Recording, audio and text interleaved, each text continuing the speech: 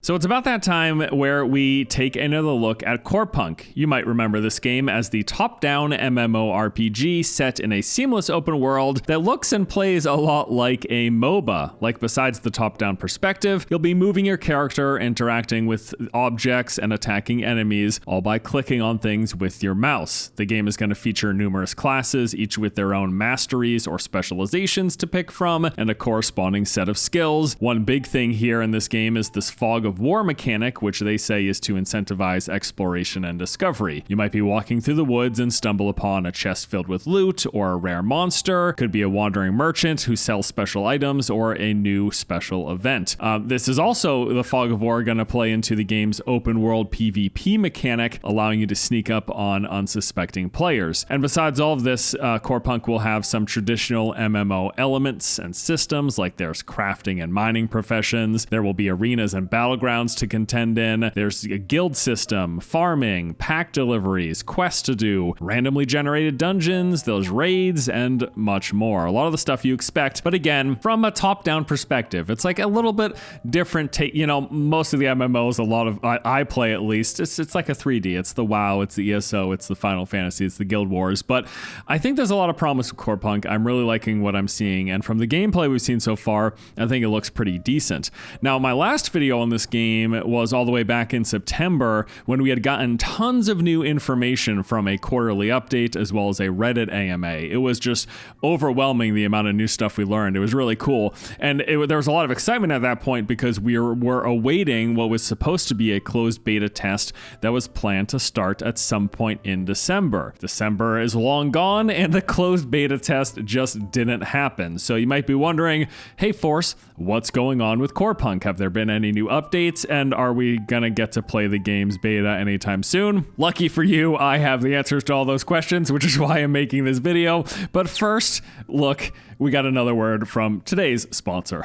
Today's video is being sponsored by Core. This is an online platform that lets anyone play and even create PC games for free. It's powered by Unreal Engine and currently has a large community of users building games in a variety of genres. There are shooters, RPGs, sims, mini games, all sorts of stuff. I, in fact, jumped in and tried a few games myself. There was a couple of simple MMOs that I jumped into, did some gathering and crafting, fighting some NPCs, and I actually played the most of this one game that was called Looter Shooter, and true to its name, I shot and I looted. Core actually just launched their latest player competition called the Putt and Slide Tournament, featuring 2 upcoming Core games, Mini Golf and Sliders, and a $6,000 prize pool. You have between now and January 28th to try to get to the top of the leaderboards in either one or both of those games for a chance to win a slice of that $6,000 prize. Once again, Core is completely free to try. The tournament ends on January 28th. You can find more details and play for free now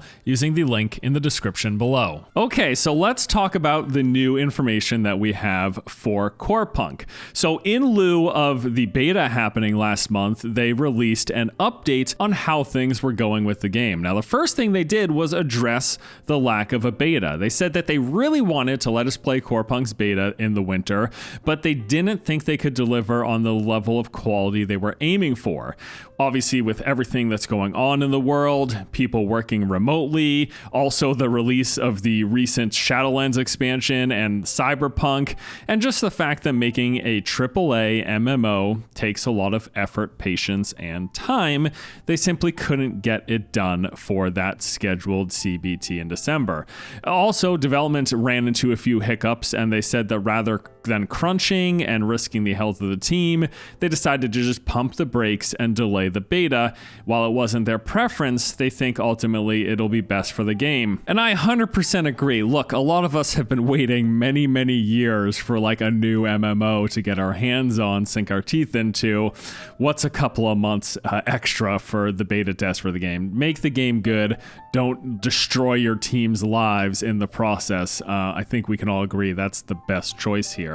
After addressing the delay of the beta, they moved on to talk a bit about what they're doing to focus on the performance of the game. So they addressed the fact that, hey, server and client performance is kind of make or break for a lot of MMOs, and that they're teaming up with some of the best to make Corepunk as technically polished as possible. When they released the announcement trailer for Corepunk, it got the people at Unity excited about the game. We which is good news because Corepunk is being developed with the Unity engine. So these people actually reached out and have begun collaborating with the Corepunk team. They've already done a deep project review, and they gained a lot of insight on some of the performance bottlenecks from the people who develop the Unity engine. This is the team that you want helping you and excited about your game because they know the engine better than anyone else. So they've been implementing a lot of optimizations for the past few months, and they're going to continue to focus on making the game as fast and smooth as possible for the closed beta and for the eventual launch. Now, besides just the game performance and stuff, they also brought up how the fact when Apex Legends had launched last year, the team was amazed at how they handled effortlessly, it seemed, the amount of players. Apex was notoriously racking up players, 10 million players in the first 3 days. I think they got like 50 million players in like the first month or so. It was pretty crazy, the amount of volume of people playing that game, and everything was pretty smooth. Well, turns out that the company that helped Apex scale and deploy on so many servers is part of the Unity family as well. And so currently,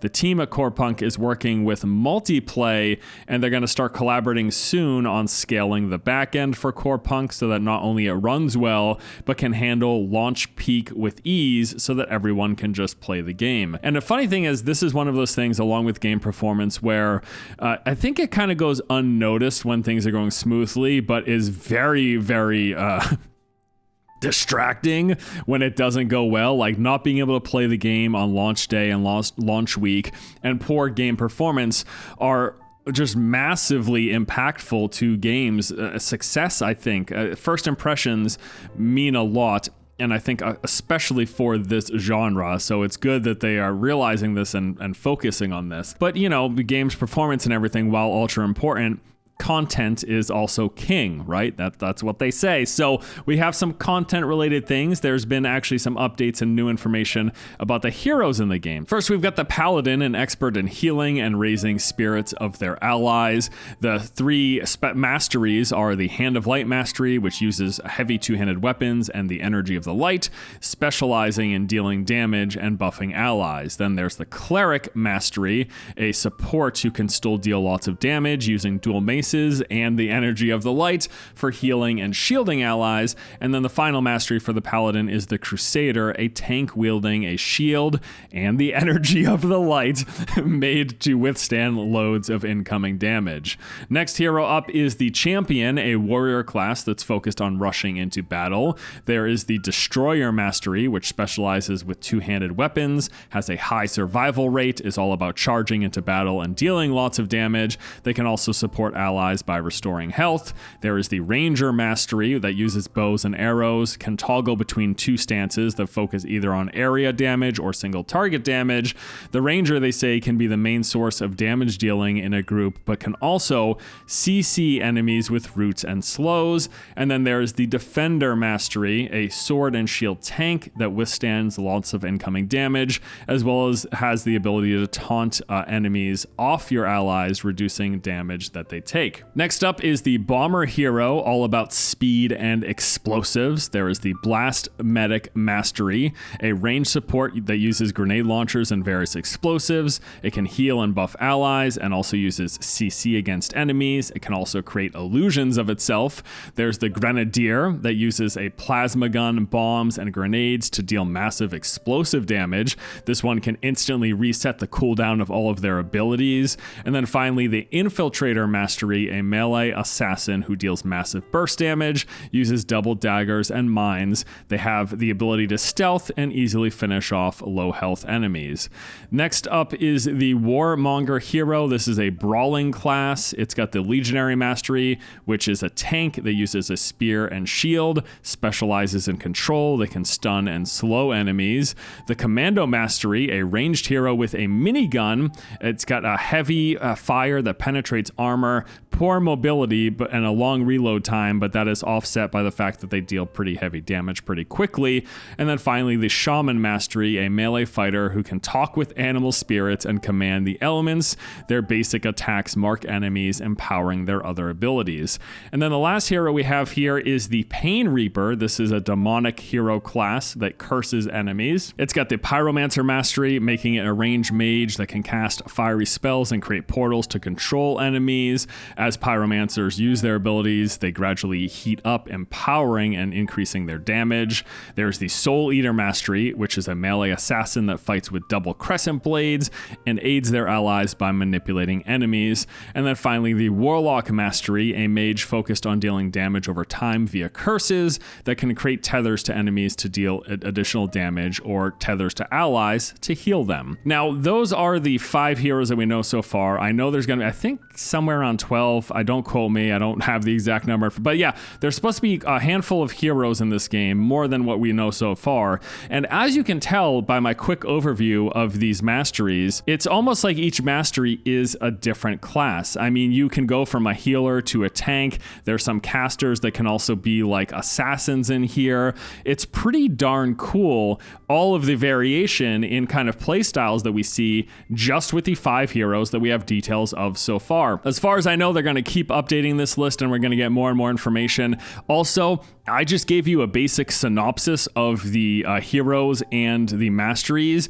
In addition to these synopses on the website, there's detailed information for each of the masteries, like the specializations, for each of their abilities that they have access to, even as far down as like cooldown and damage values. So if you really want to get into the nitty gritty, reading all that stuff probably would have turned this into a 30-minute video, but that stuff is on the website if you want to check it out and really get like fine-tuned information. But just broadly speaking, I love how varied each one of these heroes can be. It's pretty darn cool. And then I think the final big thing that they touched on was a bit of information about how guilds are going to work in Corepunk. So they've been working a bit on the guild system recently. They say that once you reach level 10, you'll be able to register a new guild. To do so, you're just going to visit a specific NPC, you pay a nominal fee, you open up your guild, and that's it. You can start recruiting members right away.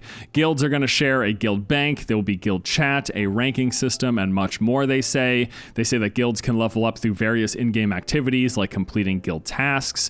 Members will have access to special quests that affect their guild's upgrade points, bonuses, buffs, and other rewards. Most guild quests are going to be designed to be completed with groups, but there will also be individual or solo group guild quests. And they say that when a guild meets the requirements to reach a new level, the guild master can then level up the guild by paying a fee. Every single guild is going to have its own rating that are based on the points the guilds can earn by completing those tasks, and each guild's overall rating is going to be publicly visible in the server guild statistics somewhere in the game or something, and that ratings will be updated weekly, and top rated guilds of the week can participate in this territory capture event, which I had never heard of. So apparently there's going to be some sort of zone controlled territory capture in the game, and ratings are going to depend in part on the number of active guild members and the size of the guild. So small active guilds may actually find it easier to earn points than large guilds with many inactive members. So that is all of the updates that we have on the official website. I just briefly wanted to check out if anything else was going on, so I went over to their Twitter and Facebook page, and nothing was happening. They've been pretty quiet, which I'm not surprised by. Like it's been a while. We have no new gameplay videos, no new trailers, but we actually learned this in a prior update where they said it took a lot of time to put together their first, there was a 15-minute cut of gameplay footage, a lot of which you're seeing here. It took them some time to put that together, and it took away from the development time. It's a fairly small team. This isn't some massive studio. It's not like Ubisoft where they've got 48 studios across the world with thousands of employees. It's a relatively small team working on this game and diverting energy towards making like a gameplay trailer or just anything really that's not working on the game has a meaningful impact. So don't expect much new gameplay or anything until they get closer to having this thing put together. And I think if it means that they're gonna get the game polished quicker and get us closer to a beta test or whatever, I'm totally fine with that. So when is it going to happen? Like, what's going on? Well, I went back over to the FAQ, and they have updated it because, yes, the December beta was missed. And it says here that the CBT is currently planned for spring 2021. That's a pretty large window. It's Yeah, so I don't know. I mean, we're technically still in winter, right? So spring 2021 could be still a few months from now. I guess all the way up until June. When does summer technically start? I should know this. I'm 35. But anyways, yeah. It's who knows, and that could get pushed back. But it's probably not going to be February. I'm going to guess it's not going to be March either. So we're still probably a couple months away from the CBT actually being released and us getting to check it out. But I think that's fine. I think this game is looking good. I want it to come together well. Now, if you hadn't seen my last video, the one that I put up in like September or so, and you want some more nitty-gritty details, absolutely check that out. There was a ton of details released at the time, covering everything from how the game's questing systems are going to work, various types of gameplay mechanics, the different types of PvE and PvP that are going to be in Corepunk, various systems like player housing, gathering and crafting, mini games, social hubs, and just a lot more. We covered a lot of really fine details about the game in that video. So again, if you haven't checked it out, go ahead and do so. But again, I gotta say, I like this game. I know it's not like in the traditional presentation or gameplay style of MMOs, not typically the type that I play, but besides New World, this is likely going to be that other MMO for us to be keeping an eye on in 2021. Those are the two really big new games for us to look forward to, besides, expansions for the existing MMOs and new updates for like WoW or whatever. So there you go. That is an update on what's going on with Corepunk. Thank you guys for checking out the video. Hope you enjoyed it. And as new stuff comes out, as always, for games I'm excited about, I'll make videos. So there you go. I'm excited about Corepunk. Turn out good. Thanks for watching, guys. I'll see you next time. Take it easy.